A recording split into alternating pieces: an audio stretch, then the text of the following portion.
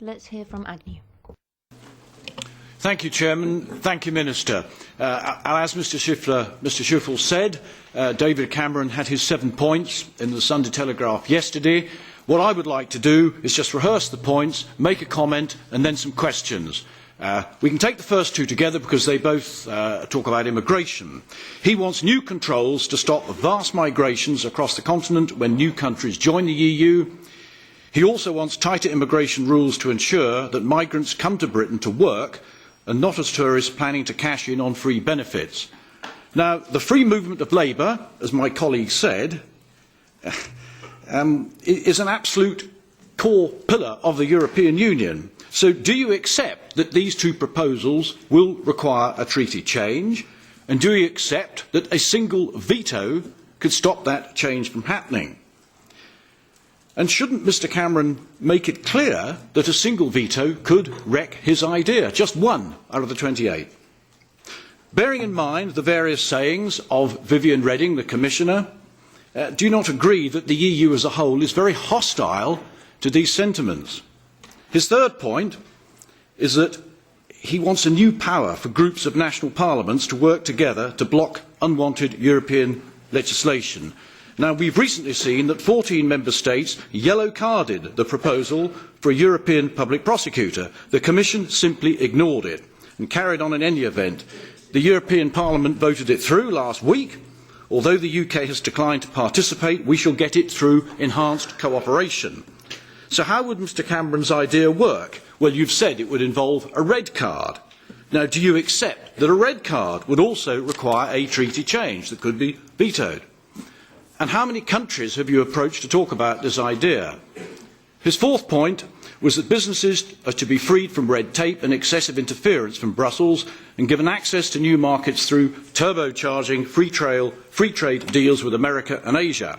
Well, last week the European Parliament passed huge swathes of new regulations. I voted 818 times last week for these new laws. They do this every month at plenary. The EU is addicted to micromanaging every form of business through regulation. And I've seen this in my own field of agriculture.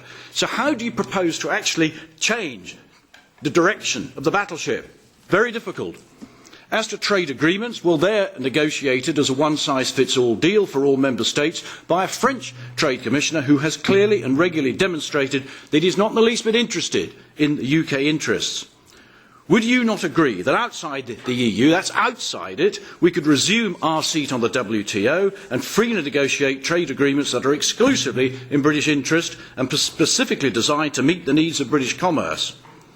Fifth, he wants British police and courts liberated from unnecessary interference from the European Court of Human Rights. Now, this gets a little bit laboured. Even if we left the Council of Europe and the European Convention on Human Rights, the Convention and its jurisprudence apply as part of EU law. The Charter of Fundamental Rights applies to the UK. Meanwhile, the EU is going to sign up to the European Convention on Human Rights. So how are you going to avoid this interference? If the ECHR and its jurisprudence continue to apply as primary EU law, surely the only way to achieve what you want is to leave the EU. His sixth point, more power he wants to flow away from Brussels rather than to it. Now, do you really think that those who believe in this European project have spent the last 57 years trying to accrue power to themselves, and now they're just simply going to hand it back again? The complete reversal of another core belief. And what powers do you envisage asking other member states to take back from Brussels? His final point was abolishing the principle of ever closer union among EU member states. He says that's not right for Britain. So if you remove those words from the treaty, how do you actually stop it in practice? The whole point of all this is ever closer union. Two more quick questions. The business of the Cameron veto. Would you accept that in reality nothing was vetoed? For all practical purposes it achieved nothing as the Eurozone countries and others simply sidestepped. And I remember my colleague Mr Duff saying that Cameron didn't actually veto anything because this committee found what it needed out of Article 48. Would you agree with that, Andrew? So there wasn't a veto, it was just spin. Finally, taken as a whole, if we do not achieve these things that Mr Cameron wants, will he and you then advocate withdrawal from the EU? Thank you very much for your patience, Chairman. I've sort of addressed some of Mr. Agnew's points, but I do think that he's being unnecessarily pessimistic. I think that whether you look at the budget reduction in the MFF, or whether you look at the exemption for micro businesses from future EU regulations, whether you look at the reform of the common fisheries policies, and these are all issues where the current British government worked very closely with partners here in this place and in other member states and in the Commission. I am happy to pay tribute to Commissioner Damanaki for the lead she took on fisheries, to get results that delivered for UK interests and what the British people wanted. And I do think that with trade, that it is the case that a market of 500 million people does actually give you more leverage than a market of 60 million people.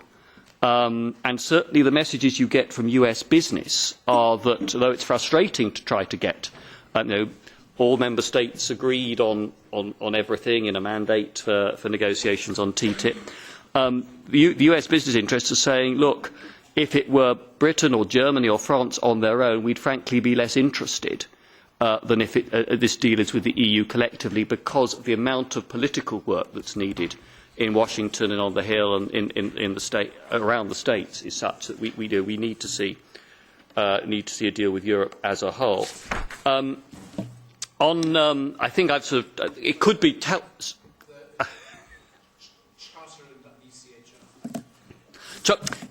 ECHR, what the debate is about, and I'll have to ask Mr Duff to contain his impatience for the contents of the next Conservative manifesto, because there's not a government policy on this.